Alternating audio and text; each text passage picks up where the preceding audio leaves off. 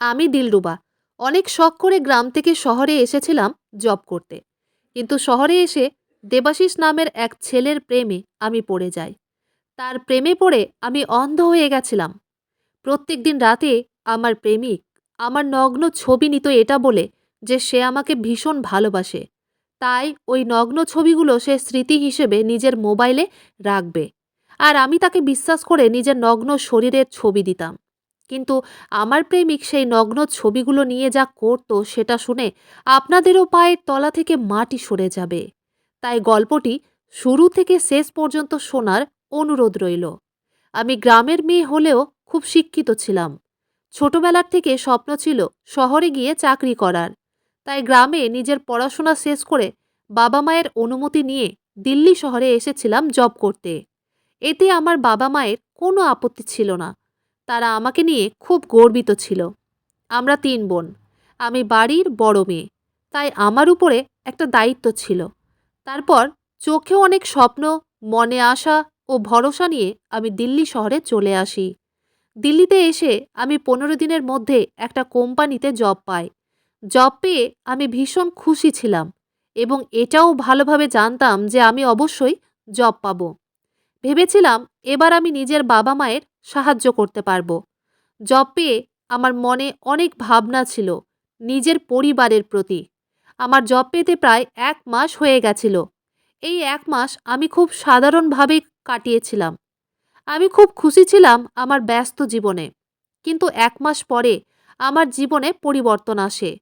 আসলে আমার অফিসের কলিগ দেবাশিস নামের একটি ছেলের সঙ্গে আমার পরিচয় হয়। আমরা প্রত্যেকদিন একে অপরকে দেখতাম কিন্তু কোনো কথা বলতাম না। এই ১ মাসে আমি লক্ষ্য করেছিলাম ছেলেটি প্রত্যেকদিন আমাকে লুকিয়ে লুকিয়ে দেখত এবং আমি তার দিকে তাকালেই সে লজ্জা পেয়ে মাথা নিচু করে নিত। দেবাশিস দিল্লির বাসিন্দা ছিল। ১ মাস কেটে যাওয়ার পরে দেবাশিস একদিন নিজে থেকেই আমার সঙ্গে আলাপ করতে আসে।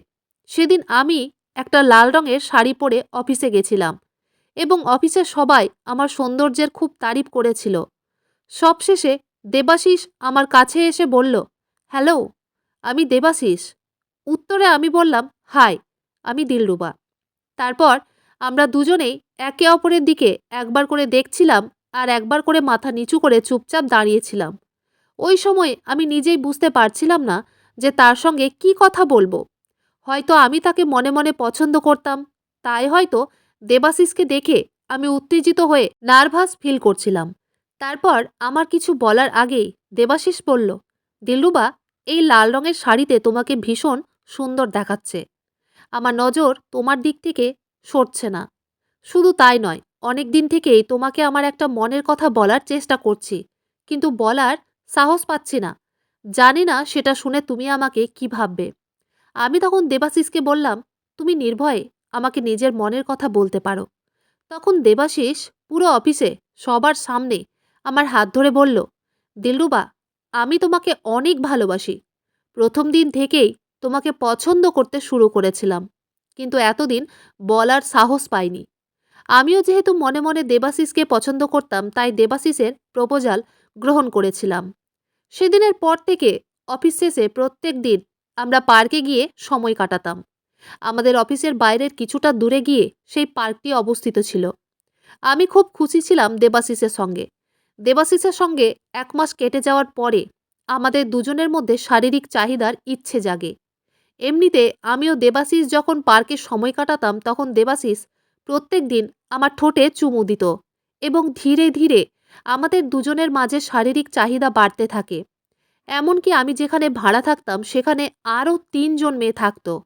একদিন সেই ভাড়া ঘরের পেছন দিকের দরজা দিয়ে আমার প্রেমিক আমার রুমে এসেছিল এবং সেদিন আমার প্রেমিক দেবাশিস সারা রাত কিন্তু আমার সঙ্গেই ছিল। সেদিন রাতে আমাদের দুজনের মাঝে সব কিছু হয়েছিল। সেদিন রাতে আমি নিজের সব কিছু তাকে দিয়ে ফেলেছিলাম। ভেবেছিলাম সে আমাকে কোনোদিন ঠকাবে না। আমি তাকে অনেক বিশ্বাস ও ভরসা করেছিলাম।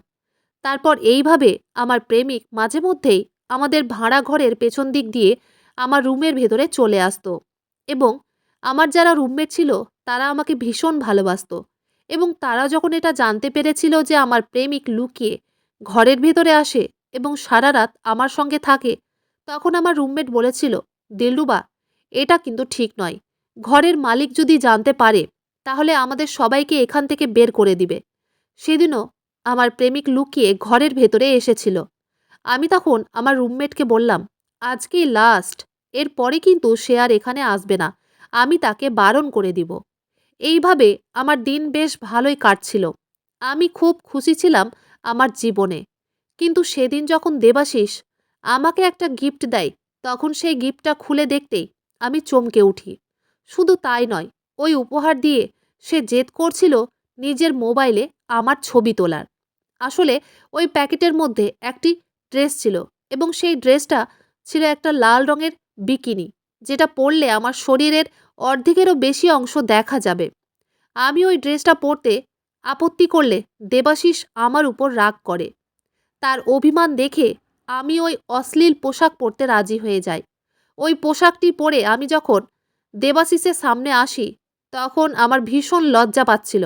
কারণ ওই পোশাকটি পরে আমার শরীরের বেশিরভাগ অংশটাই দেখা যাচ্ছিল। তারপর দেবাশিস আমাকে জড়িয়ে ধরে অনেক আদর করে। তারপর সে আমার কাছে আবদার করে ওই পোশাকে আমার ছবি তোলার। কিন্তু আমি যখন তাকে আপত্তি জানাই, তখন সে অনেক জেদ করে। আমাদের ভালোবাসার দিব্যি দিয়ে বলে, দিলরুবা, তুমি যদি আমাকে সত্যিই খুব ভালোবাসো তাহলে তোমার ছবি আমায় তুলতে দিবে। এবং দেবাশিসের কথা শুনে আমি তাকে আপত্তি করতে পারিনি। তারপর সে জোর করে আমার ছবি তোলে। আমি তাকে বিশ্বাস করতাম বলে তাকে আমার ছবি তুলতে দিয়েছিলাম। কিন্তু আমি স্বপ্নেও ভাবতে পারিনি যে সে আমার ছবিগুলো দিয়ে এইসব করবে। এমনকি সেদিনের পর থেকে সে নতুন নতুন অশ্লীল জামাকাপড় নিয়ে আসতো এবং আমাকে পরতে দিয়ে সেই পোশাকে আমার ছবি তোলার জেদ করত। আমি ভাবতাম সে হয়তো ভালোবেসে আমার ছবিগুলো নিচ্ছে, কিন্তু আমি ভাবতে পারিনি যে তার মনে এই সব ছিল।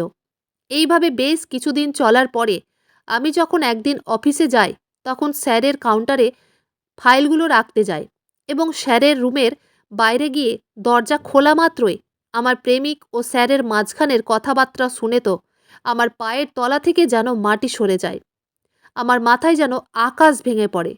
কারণ আমার প্রেমিক স্যারকে বলছিল সে নাকি আমার ছবিগুলো ডিলারদের কাছে বিক্রি করেছে এবং তার বিনিময়ে সে অনেক টাকা পেয়েছে।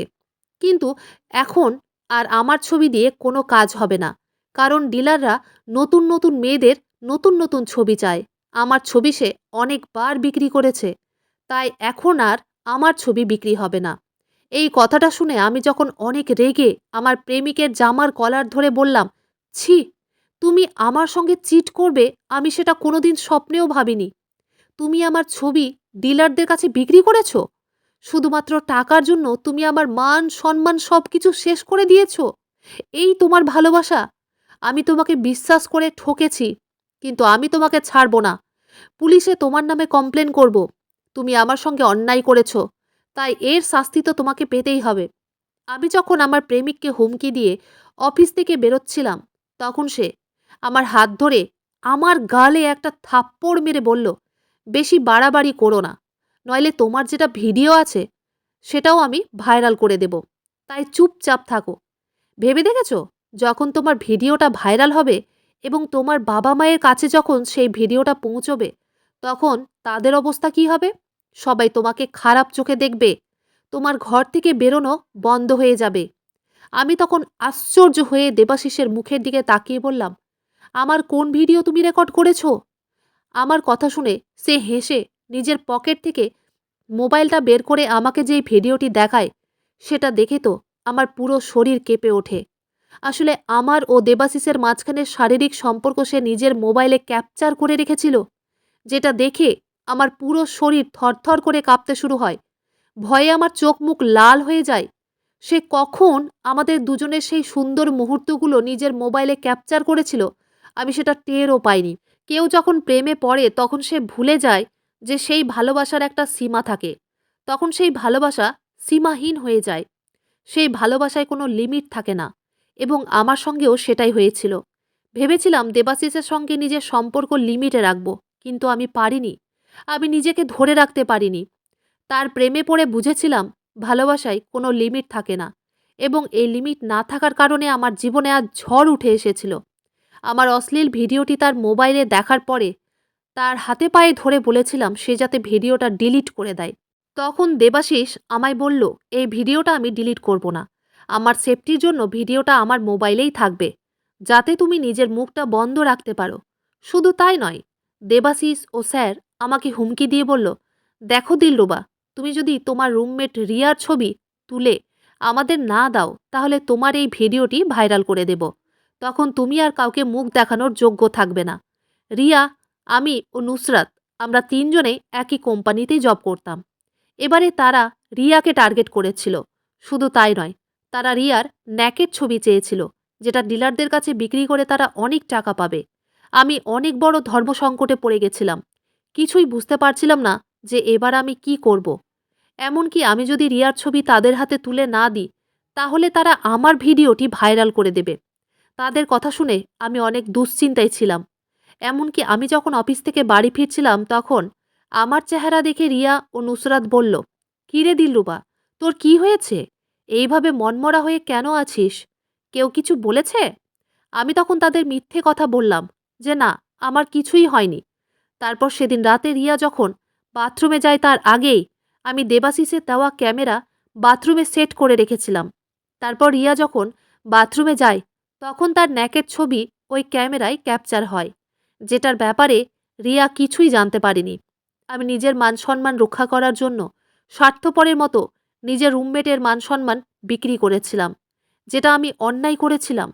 তারপর আমার প্রেমিক রিয়ার ন্যাকের ছবি ডিলারদের কাছে বিক্রি করে দেয়। আমি নিজের মনের কথা কাউকে বলতে পারছিলাম না। তার কিছুদিন পরে আমরা তিনজনে যখন অফিস থেকে রাত্রিবেলা বাড়ি ফিরছিলাম, তখন তিনজন ছেলে রিয়াকে দেখে নোংরা কমেন্ট পাস করে। রিয়া তখন রেগে ওই ছেলেদের বলল, তোদের সাহস কি করে হলো আমাকে নোংরা কথা বলার? তখন সেই ছেলেরা তাদের মোবাইলে রিয়ার নোংরা ছবি দেখিয়ে বলল, এত নখরা দেখানোর কি আছে? আরও অনেক মেয়ে আছে যারা টাকার বিনিময়ে রাত কাটায়। ভেতরে ভেতরে তো নোংরামি করছিস, আর আমাদের সামনে ভালো সাজার নাটক করছিস। বলছি তো টাকা দিব, চল না এক রাতের জন্য। রিয়া তখন রেগে নিজের পায়ের জুতো খুলে ওই ছেলেদের বলল, চলে যা এখান থেকে, নইলে আমি কিন্তু পুলিশকে ফোন করব। আমি সম্পূর্ণ ব্যাপারটা কিন্তু জানতাম, কিন্তু রিয়া যেহেতু এই ব্যাপারে কিছুই জানতো না, তাই আমি তাকে বললাম, রিয়া, এইসব রাস্তার ছেলেদের পাত্তা দিস না, তাদের অ্যাভয়েড কর, এদের অত বেশি পাত্তা দিস না। রিয়া তখন বলল, কিভাবে এদের ছেড়ে দিব? এদের কাছে আমার নোংরা ছবি ছিল, তাই আমাকে পুলিশের কাছে যেতেই হবে। পুলিশের নাম শুনে আমি ভয়ে রিয়াকে বললাম, দেখ রিয়া, পুলিশের ফাঁদে পড়িস না। রিয়া তখন বলল, না, আমি এক্ষুনি পুলিশের কাছে গিয়ে কমপ্লেন করব। নুসরাত তখন বলল, রিয়া একদম ঠিক বলেছে, আমাদের পুলিশের কাছে যাওয়া উচিত। তারপর তারা দুজনে পুলিশের কাছে চলে যায়, আর আমি শরীর খারাপের বাহানা করে রুমে চলে আসি। আমি ভীষণ ভয়ে ছিলাম এটা ভেবে যে রিয়া ও নুসরাত পুলিশের কাছে গেছে এবং তারা যদি কোনোরকমভাবে এটা জানতে পারে যে আমি রিয়ার বাথরুমের ভেতরে ক্যামেরা সেট করে রেখেছিলাম, তাহলে তো তারা আমাকে ঘৃণা করবে। শুধু তাই নয়, পুলিশের খাতায় আমার নামটাও জমা পড়বে। সেটা ভেবে আমি খুব দুশ্চিন্তায় ছিলাম। পুলিশে রিপোর্ট করার 2 দিন পরে আমাদের অফিসের স্যারের নাম আসে, কারণ রিয়ার ছবি তো আমিই দেবাশিসকে দিয়েছিলাম। আমার সাহায্য ছাড়া রিয়ার ছবি কোনোদিন ভাইরাল হতো না, এবং দেবাশিস ওই ছবিগুলো স্যারকে দিয়েছিল, এবং স্যার অনেক টাকার বিনিময়ে রিয়ার ছবিগুলো ডিলারদের কাছে বিক্রি করেছিল। 2 দিন পরে যখন পুলিশ আমাদের অফিসে এসে স্যারকে গ্রেপ্তার করে নিয়ে যায়, তখন রিয়া স্যারের গালে একটা থাপ্পড় মেরে বলল, আমি আপনাকে নিজের গুরু মনে করতাম, আর আপনি আমার মান সম্মান সব কিছু বিক্রি করে দিয়েছেন। শুধুমাত্র টাকার বিনিময়ে আমার পুরো জীবনটাকে আপনি নষ্ট করেছেন। আমি আপনাকে ছাড়ব না, এর উচিত শাস্তি আমি আপনাকে দেব। ওই সময় দেবাশিস ইশারা করে স্যারকে বারণ করেছিল আমাদের নামগুলো নিতে। তারপর পুলিশে স্যারকে গ্রেপ্তার করে নিয়ে যায়। এত কিছু হয়ে যাওয়ার পরেও রিয়া ও নুসরাত এটা জানতে পারেনি যে আমি রিয়ার ন্যাকের ছবি দিতে সাহায্য করেছি। রিয়া বারবার আমাকে বলছিল যে স্যার কিভাবে তার ছবি পেয়েছে, কে তার সাহায্য করেছে। আমি তখন ভালো সাজার নাটক করে বললাম, সেটাই তো, আমি তো নিজেও বুঝতে পারছি না যে এটা কিভাবে হলো এবং কে করেছে। সেদিনের পর থেকে আমার মুখের হাসি, খাওয়া দাওয়া, ঘুম সব কিছু ঘুচে গেছিল। আমার সারাটা দিন দুশ্চিন্তায় কাটত। এটা ভেবে যে আমার অশ্লীল ভিডিও যদি দেবাশিস ভাইরাল করে দেয় তাহলে কি হবে, এবং রিয়া যখন জানতে পারবে যে আমি তার ছবি স্যারকে দিয়েছিলাম তখন আমি কোন মুখে তার সামনে দাঁড়াবো। তার ঠিক একদিন পরে দেবাশিস আমাকে ফোন করে। আমার ইচ্ছে না থাকা সত্ত্বেও তার ফোন রিসিভ করতে হয়। আসলে যেদিন আমি দেবাশিসের ব্যাপারে সত্যিটা জানতে পেরেছিলাম সেদিনের পর থেকে তার সঙ্গে দেখা করো তো অনেক দূরের কথা, তার সঙ্গে কথা বলাও বন্ধ করে দিয়েছিলাম। তার সঙ্গে আমার সব সম্পর্ক ছিন্ন করেছিলাম। নিজের বুকে পাথর রেখে অনেক কষ্টে নিজের মনকে বুঝিয়েছিলাম যে আমি যেই ব্যক্তির প্রেমে আবদ্ধ সেই ব্যক্তিটি ভুল। তারপর সেদিন যখন দেবাশিস আমাকে ফোন করে তখন ইচ্ছে না থাকা সত্ত্বেও আমি তার ফোনটা রিসিভ করি। তারপর সে আমাকে যেটা বলে সেটা শুনে আমি চমকে উঠি। কারণ এবার সে নুসরাতের ন্যাকের ছবি আমার কাছ থেকে চেয়েছিল। আমি যখন তাকে আপত্তি জানাই তখন সে আমাকে আবার হুমকি দেয় যে সে আমার ভিডিওটি ভাইরাল করে দেবে। কিন্তু এবারে আমি তার হুমকিতে ভয় পাইনি। আমি নিজের মনে সাহস জুটিয়ে তাকে শক্তভাবে উত্তর দিয়েছিলাম যে এবার আমি তার নোংরা কাজে সমর্থন করব না। তারপর দেবাশিস বলল, ঠিক আছে, তাহলে আমাদের দুজনের এই ভিডিওটি তোমার বাবার কাছে আমি সেন্ড করছি। কারণ তুমি যদি এবার নুসরাতের ছবি তুলে না দাও তাহলে আমি টাকার অভাবে স্যারকে জেল থেকে বের করতে পারবো না, এবং স্যারকে যদি জেল থেকে বের না করি তাহলে স্যার আমাদের দুজনের নাম নিয়ে নেবে এবং আমরাও জেলে বন্দী হয়ে যাব। তাই এবার নুসরাতের ছবি নেওয়া খুব জরুরি। এক মুহূর্তের জন্য আমি নিজের মনের সাহস জুটিয়েছিলাম, কিন্তু বাবা মায়ের কথা ভেবে আমি আবার তার কথা মানতে বাধ্য হয়েছিলাম। তারপর সেদিন যখন আমি ও নুসরাত ছাড়া রুমে আর কেউ ছিল না তখন সুযোগ বুঝে নুসরাতের ছবি নেওয়ার চেষ্টা করেছিলাম। নুসরাত যখন বাথরুমে স্নান করছিল তখন আমি বাথরুমের পেছন দিকে গিয়ে ভেন্টিলেটর দিয়ে নুসরাতের ছবি তুলতেই নুসরাত আমাকে দেখে ফেলে এবং সে তাড়াতাড়ি নিজের গায়ে জামাকাপড় দিয়ে বাথরুম থেকে বাইরে বেরিয়ে এসে যখন আমার দিকে এগিয়ে আসে তখন আমি ভয় পেয়ে সেখান থেকে পালানোর চেষ্টা করি। কিন্তু নুসরাত তাড়াতাড়ি আমার হাতটাকে চেপে ধরে বলল, দিলরুবা, তুই লুকিয়ে আমার ছবি নিচ্ছিলিস? তার মানে রিয়ার ন্যাকের ছবি তুই ভাইরাল করেছিস? ছি, তুই এতটা বাজে! আমার তো বিশ্বাস হচ্ছে না যে তুই এই সব করেছিস। একটা মেয়ে হয়ে কিভাবে পারলি আরেকটা মেয়েকে বদনাম করতে? আমি এক্ষুনি পুলিশকে ফোন করে তোর ব্যাপারে সব কিছু বলে দেব।